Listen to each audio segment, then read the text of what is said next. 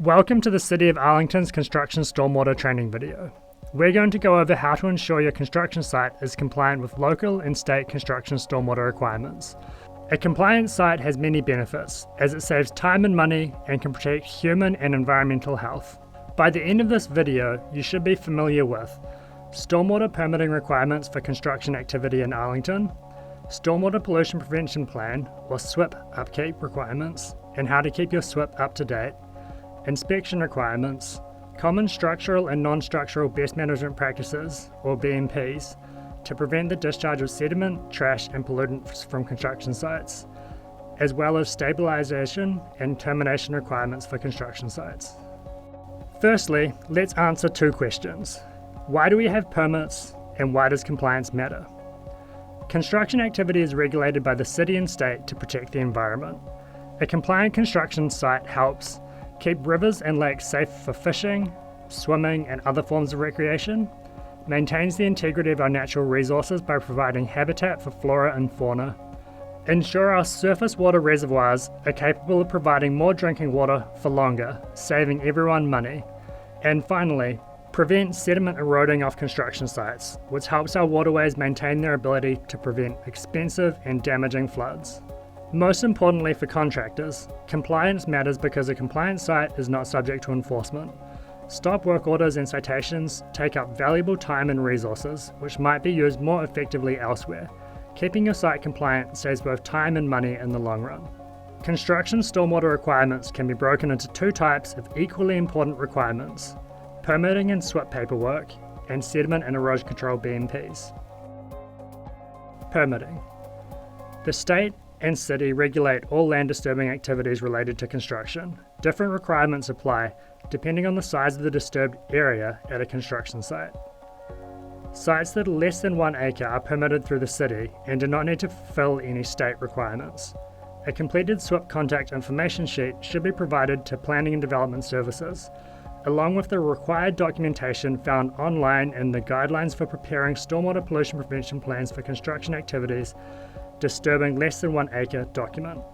A copy of the SWIP contact information sheet should be posted on site in an area visible to the public at all times. Sites that are 1 acre or greater must prepare a full SWIP and maintain a posted construction site notice at all times. The SWIP book is required to be kept up to date and on site at all times. The SWIP must be made available to all inspectors.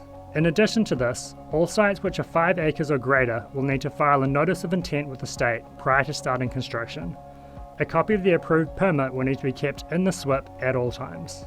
The most important thing to realize about SWIPs is that they are living documents.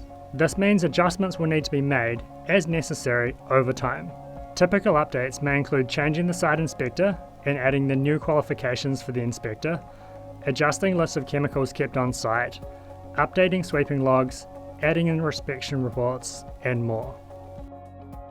Another living aspect of a SWIP is the Erosion Control Plan, or ECP map, or BMP map. The Erosion Control Plan map should be kept up to date and reflect current site conditions. If a BMP is altered, added, removed, or replaced, the map will need to be updated. When inspectors come to your site, they will look at the ECP map to verify that it is current. It is important to remember that the ECP will evolve over time, as BMPs are adjusted based on performance. Just because a BMP is not on the original erosion control plan does not mean it is not necessary. Sites which are 1 acre or larger need to conduct thorough, regular inspections to assess the efficacy of on-site BMPs. There are two frequency options for active construction sites. The first option is to inspect every 7 days regardless of rainfall events. The second option is to inspect every 14 days with additional inspections carried out after each rainfall event of a ½ inch or greater. A construction site on a bi-weekly inspection schedule must keep a rain gauge on site and record daily rainfall in their SWIP. The SWIP book will have detailed specifications for installation and maintenance of all BMPs on site. Refer to your SWIP if you are ever in doubt about how to install or maintain a BMP. If the SWIP does not provide sufficient detail, or if you have further questions, ask your SWIP preparer or refer to the Construction Controls section of the ISWIM, or Integrated Stormwater Management, manual. The purpose of structural controls is to prevent pollutants, including sediment, from discharging off-site. It is important to note that a clean street is required to be compliant, but cleaning the street after a discharge occurs does not mean that a violation did not occur. All sediment should be retained on site. As soon as sediment or another pollutant leaves the site, a violation has occurred. So, keep in mind that the goal is to prevent discharges off-site, not just clean up a discharge after the fact. The following are the most common types of BMPs found on construction sites. Vegetative buffers. Vegetation is one of the most effective methods of preventing erosion. A basic fundamental of sediment and erosion control is that preventing sediment from being displaced to begin with results in less stress on your perimeter controls and reduces the likelihood of a discharge occurring. Both vegetation and temporary stabilization measures, like rolled erosion control blanket or mulch, prevent erosion from occurring in the first place. Aim to leave as much vegetation intact as possible on site, especially around the perimeter. The ISWIM manual has guidelines on allowable vegetative buffer depths in relation to slope length and gradient. Perimeter controls prevent discharges of sediment off-site. Some examples of acceptable perimeter controls are silt fence. Silt fence should be trenched 6 inches deep with the toe of the filter fabric pointed 6 inches upslope. The trench should be backfilled and firmly packed. A steel wire backing should sit between the silt fence fabric and the steel T-post, which are positioned on the downslope side of the fence. At the ends of the silt fence, it is necessary to J-hook the silt fence 10 feet upslope to prevent bypass. Silt fence should always follow contour lines, not cross them. This prevents channelization of flow, which exacerbates erosion and contributes to blowouts and undercutting. Rolled erosion control blanket in some settings. Straw wattles. Curb cutbacks. All of the above are acceptable in certain conditions. Specific installation directions should be contained in the SWIP. Additional information may be found in the Construction Controls section of ISWIM.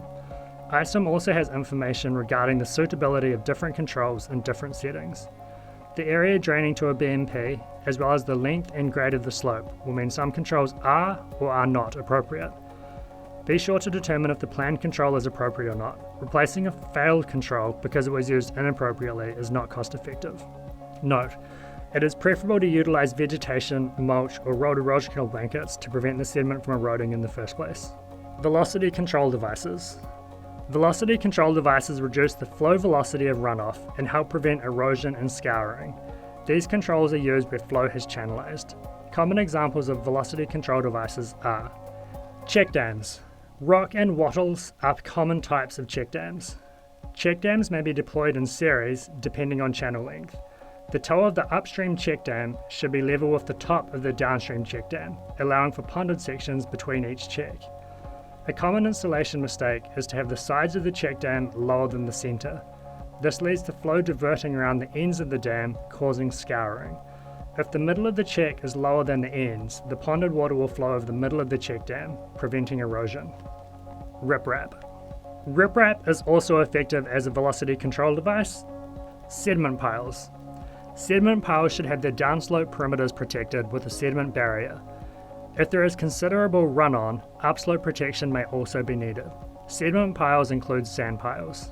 Smaller piles may be effectively controlled by covering them with a tarpaulin. Detention basins. Detention basins, also referred to as sediment basins, pond water behind an embankment, allowing suspended sediment to settle.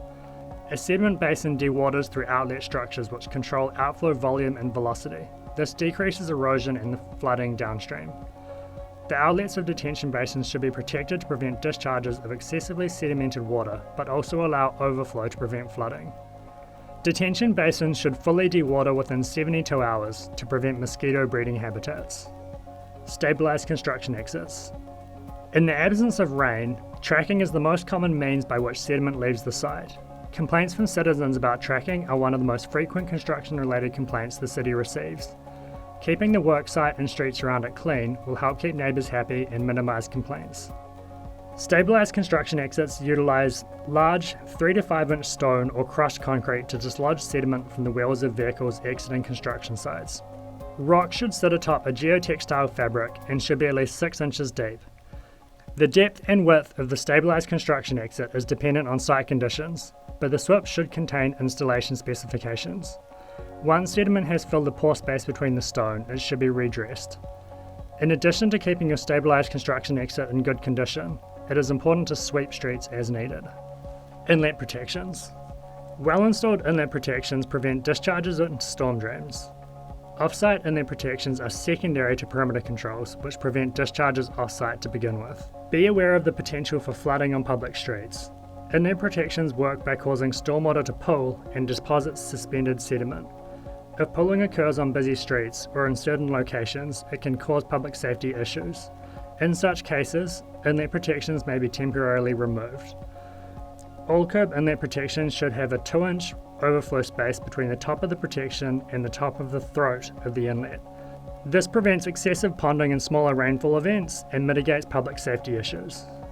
Dewatering. Dewatering ponded water is important to allow work to progress on-site, but also to prevent breeding grounds for mosquitoes. Dewatering should be carried out such that the discharge is not overly sedimented.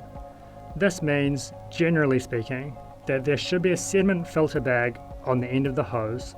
Water should discharge onto a stabilized surface, and discharged water should not subsequently flow over disturbed areas. Pumping water onto a stabilized surface, then allowing it to drain through an effective sediment barrier, such as a silt fence or straw wattles, may also be acceptable, under certain conditions. Liquid waste. Liquid waste may include concrete washout, mortar and paint washout, and liquid from porta potties. Situate washout pits in containers, as well as porta potties, away from inlets or waterways. Ensuring they are in good working condition is vital to preventing environmentally harmful discharges. Spill prevention and cleanup. Chemicals and potential pollutants should be appropriately stored under cover and with secondary protection as required. A spill kit should be kept on site to manage potential spills. Site personnel should be educated on proper, safe cleanup of spills. Fuel tanks are required to have secondary containment and should be monitored regularly for leaks or spills. Blowable floatable trash. Trash should be contained and covered at all times. Stabilization. Per the city's Stormwater chapter, final stabilization shall mean the status when all soil disturbing activities at a site have been completed and a uniform perennial vegetative cover with a density of 70% of the cover for unpaved areas and areas not covered by permanent structures have been established, or equivalent permanent stabilization measures such as the use of riprap, gabions or geotextiles have been employed. Note, the pervious area shall be uniformly vegetated such that randomly chosen areas, as will be enclosed by a hula hoop, each have a vegetation density of at least 70%. Per the State Construction General Permit, all soil disturbing activities at the site have been completed and are uniform, that is, evenly distributed without large bare areas, perennial vegetative cover with a density of at least 70% of the native background vegetative cover for the area has been established on all unpaved areas and areas not covered by permanent structures, or equivalent permanent stabilization measures such as the use of riprap, gabions or geotextiles have been employed. Areas of temporary or permanent inactivity must be stabilized in a timely manner, per the State Construction General Permit. Part 3, Section G, 2, Soil Stabilization. Stabilization of disturbed areas must, at minimum, be initiated immediately whenever any clearing, grading, excavating, or other earth-disturbing activities have permanently ceased on any portion of the site, or temporarily ceased on any portion of the site and will not resume for a period exceeding 14 calendar days. In the context of this requirement, immediately means as soon as practicable, but no later than the end of the next workday, following the day when the earth-disturbing activities have temporarily or permanently ceased. Temporary stabilization must be completed no more than 14 calendar days after initiation of soil stabilization measures, and final stabilization must be achieved prior to termination of permit coverage. Final stabilization must include all areas of disturbance, whether or not they were included in the initial limits of disturbance or on the original landscaping plan. Regular inspections and BMP maintenance must continue until final stabilization is reached. This is often a last tripping point on projects.